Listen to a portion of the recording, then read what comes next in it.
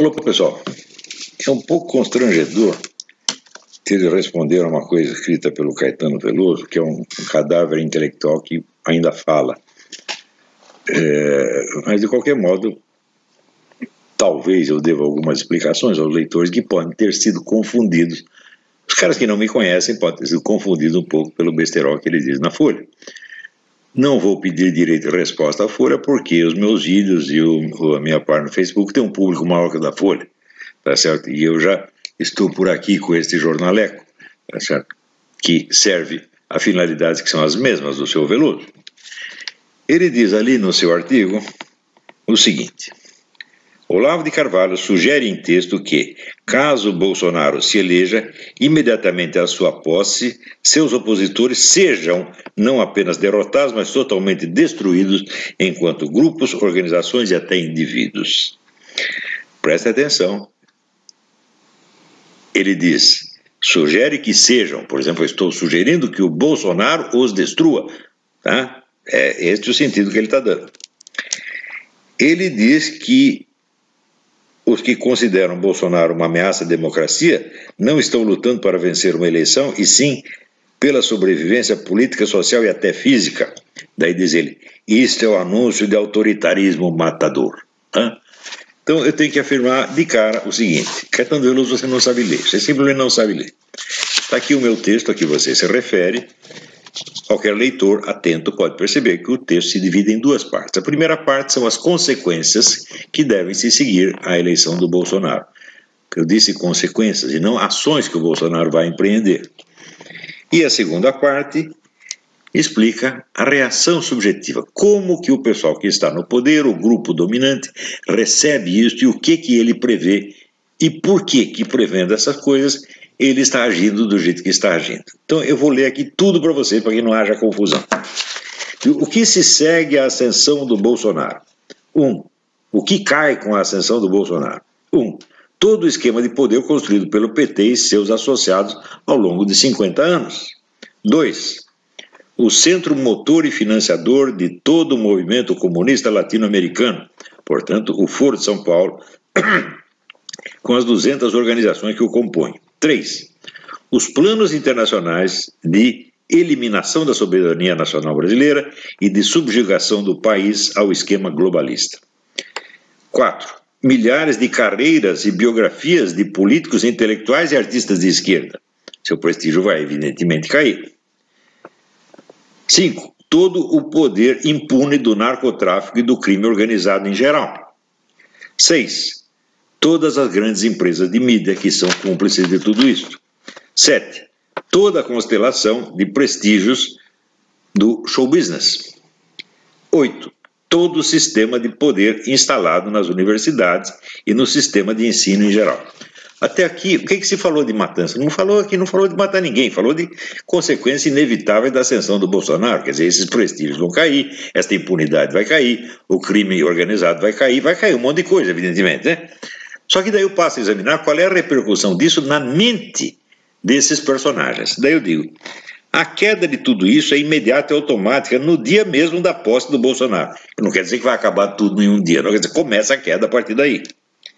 Ademais, o famoso gigante adormecido, o povo brasileiro, acordou e não é soporífero capaz de fazê-lo voltar a dormir. É um novo poder soberano decidido a subjugar ou anular todos os outros. Isso é o povo brasileiro, não é o Bolsonaro. É o povo nas ruas, gente. Daí, começa a investigar a reação subjetiva dos envolvidos, dos culpados por toda esta coisa.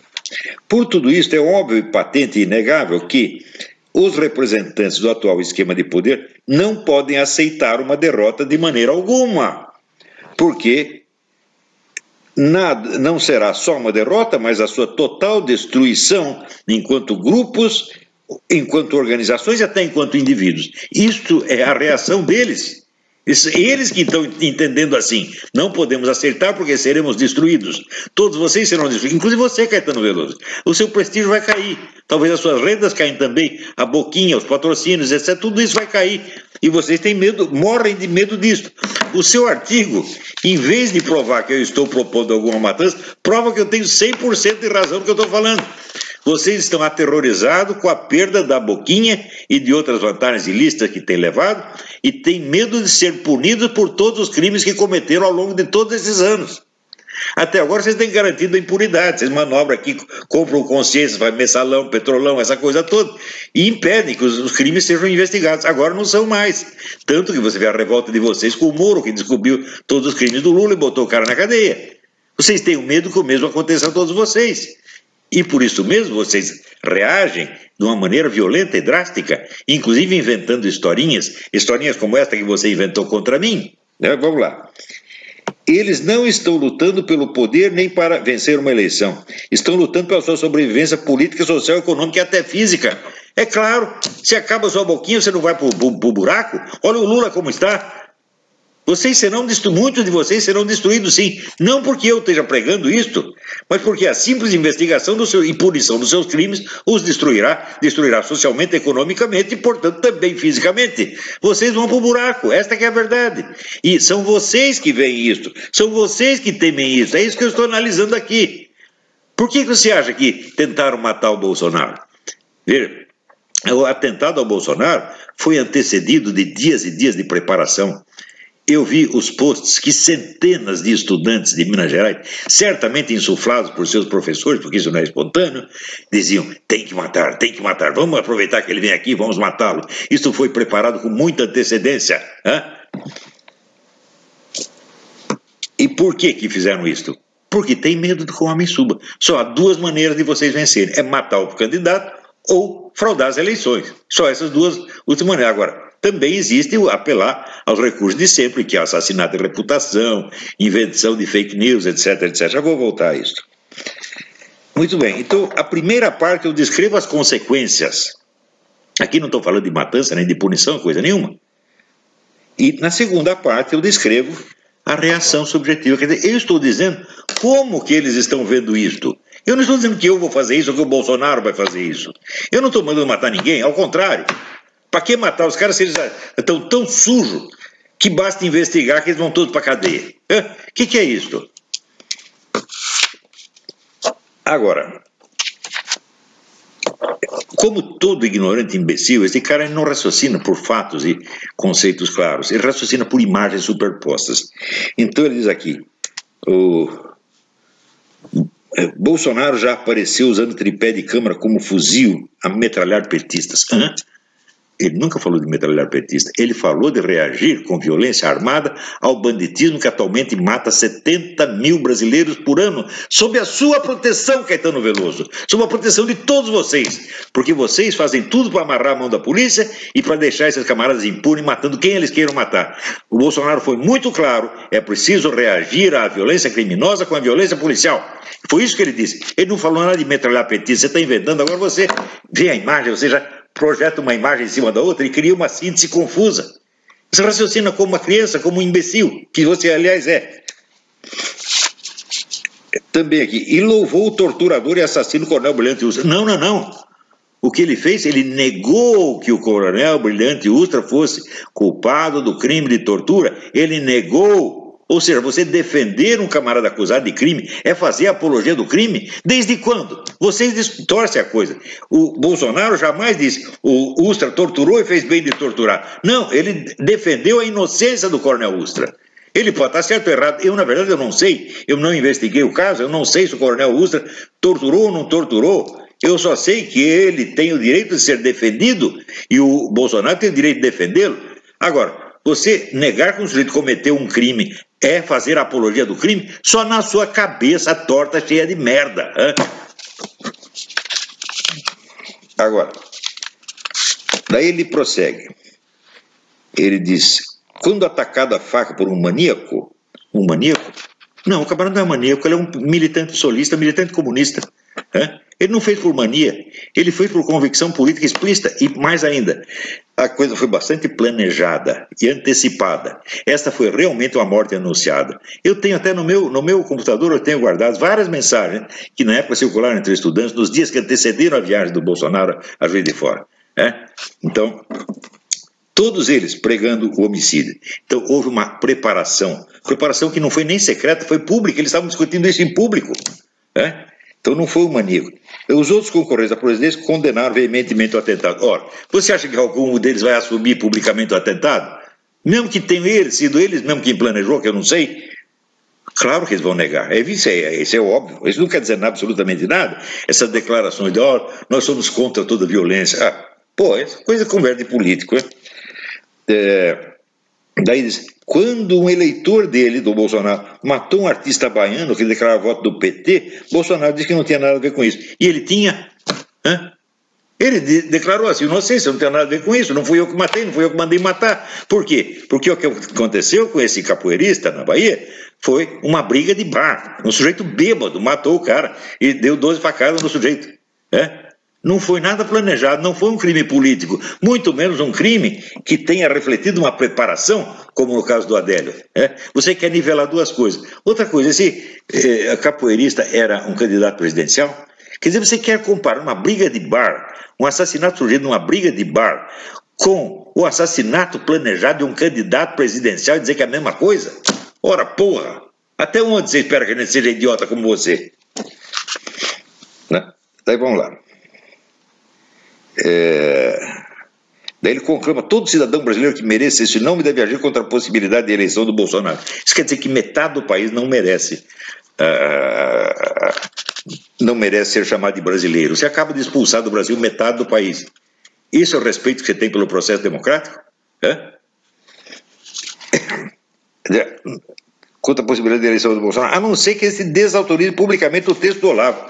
Em primeiro lugar, o Bolsonaro não me autorizou coisa nenhuma, eu não tenho nada a ver com a campanha do Bolsonaro, não atendo a ordem do Bolsonaro, o Bolsonaro não é meu chefe, eu digo o que eu penso, o que eu quero. Eu nunca fui pedir a um político, a um grupo político, o que eu devo dizer ou não. Como você faz? Você vai consultar o coletivo e vai lá, reúne todo mundo no apartamento da Paula Lavigne e daí você escreve tudo que o coletivo mandou escrever. Tudo que você escreve é assim. Tudo é encomendado, meu filho. Você é um pau mandado de comunista. Sempre foi. E está sendo agora de novo. Agora, se o Bolsonaro me autorizar ou desautorizar, pouco importa. Vamos supor que ele diga, eu não tenho nada a ver com o que o Olavo escreveu. Eu reconheço, não tem mesmo. Fui eu que escrevi o que eu quero.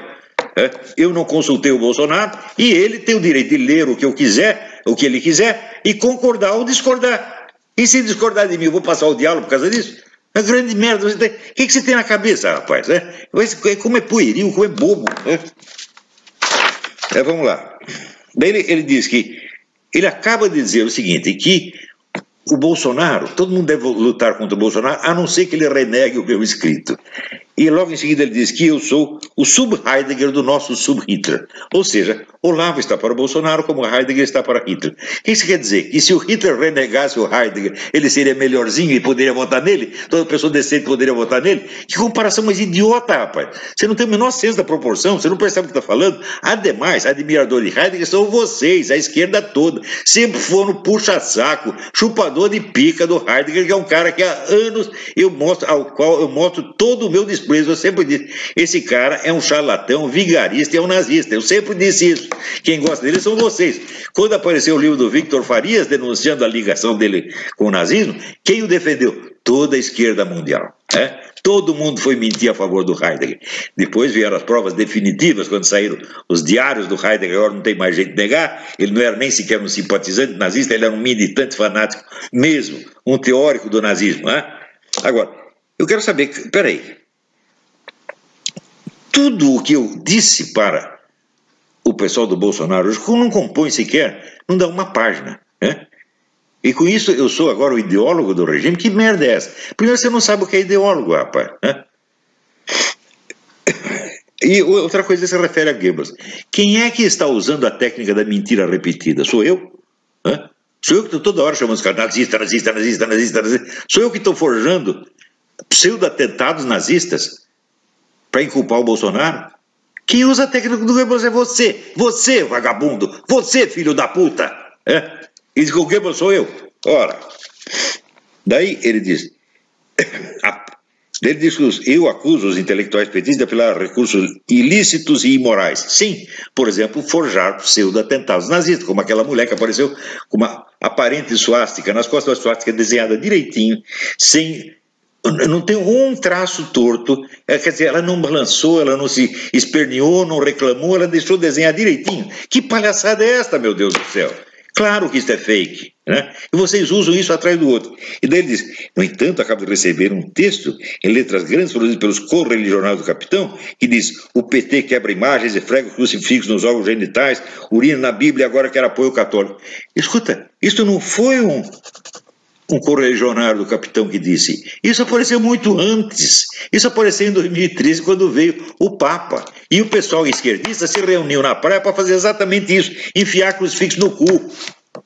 Esfregar no pinto. Vocês fazem isso mesmo. Não foi ninguém que inventou, não é factóide, está fotografado, está mostrado. A outra lá também mijando e cagando o retrato do Bolsonaro. Vendo que eles misturam tudo. O ódio deles ao Bolsonaro mistura com o ódio a Jesus Cristo. Eles fazem isso realmente, isso não é fake news, isso é fotografado, fotografado e filmado, pô. Daí mais adiante. Daí ele fala que anos atrás, quando eu estudava o negócio de islamismo, desconfio que o que o animava não era a beleza do Islã, sua tradição, sua riqueza espiritual. O que o entusiasmava eram as teocracias tardias que o desfiguram. Bem, isso foi em 1984, 85, eu nem sabia que existia o fundamentalismo. Mais ainda, o principal instrutor em matéria de Islã naquela época era o Seyyed Hossein Nasr, que era uma vítima, um sujeito que fugiu da Revolução Iraniana, que foi expulso do Irã pelos Ayatollah, que queriam matá-lo. Ele saiu para dar uma conferência, levando uma pastinha com os papéis, e recebeu um aviso, não volte para casa que nós vamos te matar. O Seyyed Hossein Nasr era um homem riquíssimo, de família tradicional iraniana, tinha a maior coleção privada de arte do Irã, perdeu tudo e foi para os Estados Unidos com aquela pastinha. Eu, quando o conheci em Washington, ele morava num apartamentinho para uma kitnet. E trabalhava, tinha roubado o emprego de professor da Universidade de George Washington. Então, esse era o Ayatollah, esse era, como é que se diz, a teocracia tardia que desfigura o Islã. Ora, vai tomar no seu cu, rapaz, porra. Depois ele quer adivinhar. Eu escrevi coisas sobre o Islã na época, por que você não lê? Outra coisa, você citou Fritjof Schuon, o primeiro cara que na mídia brasileira falou em Fritjof Schuon sou eu. Você ouviu falar desse autor pelas minhas mãos, Eu divulguei esse como divulguei 200, 300 autores no Brasil, que sem isso jamais teriam chegado ao conhecimento do brasileiro. E o Fritjof Schuon foi um deles, entre inúmeros outros. Agora, você, em vez de me agradecer, olha o que ele me revelou, um autor que escreve maravilhosamente, não quer dizer que eu concordo com o Fritjof Schuon, mas ele escreve, tremendo escritor, sem sombra de dúvida. Agora, o que o rapaz diz, ele quer puxar para si o prestígio de leitor do Fritjof Schuon e dizer que eu sou apologista das teocracias que desfiguram o Islã. Ora, porra! Você não escreve 2 linhas sem ter 3 mentiras, hein? Daí diz, Olavo posa hoje nos restaurantes segurando arma pesada. O quê? Arma pesada? Quer dizer que rifle de caça é arma pesada, rapaz? Você não tem a menor ideia do que está falando, Outra coisa, as armas, eu só tenho uma coleção de rifles de caça. Rifles de caça não são nem armas militares, e nem armas de polícia, e nem armas de assassino. Armas militares são .50, são metralhadoras pesadíssimas, lembra, com aquelas balas desse tamanho assim, e arma de assassino pode ser desde revólver 22, qualquer revólver, arma pesada ou leve, não tem nada a ver com isso. Eu não coleciono armas de polícia, nem de assassino, e nem armas pesadas, eu coleciono rifles de caça. Ora, a ignorância brasileira em matéria de armas é um negócio que aqui dos Estados Unidos surge tão deplorável, quer dizer, é um povo tão atrasado, que qualquer arminha para eles é arma pesada. Que arma pesada do caralho? Você nem sabe o que está falando. Daí diz ele aqui, nunca fui petista, nunca fui comunista. Não foi na sua cabeça, nas suas ideias. Mas o que as suas ideias importam? Você não tem ideia nenhuma, meu filho. A ideologia é importante no caso de um homem de ideias, que é um intérprete da realidade. Mas, no caso de um medíocre como você, que é apenas um ativista, um pau-mandado, as suas ideias não importam, importa o que você faz. E quando vemos a sua carreira, a carreira é inteira a serviço dos comunistas. Você é pior que comunista, você é um pau-mandado de comunista. Por quê? Porque você precisa disso. Sem os comunistas você não sobe na vida. Então é isso que você é. Agora vem aqui, nunca fui comunista. Não, você só puxa saco de comunista. Só serve a eles. O tempo todo. E assim vai, gente. Ora, isto aqui é primeiro um atestado de burrice e de malícia. atestado de burrice e malícia fora do comum. Você, na verdade, não merece resposta. Você merece uma cuspida nessa sua cara, tá? Isso é o máximo que você merece, tá bom? Então, até a próxima. Muito obrigado.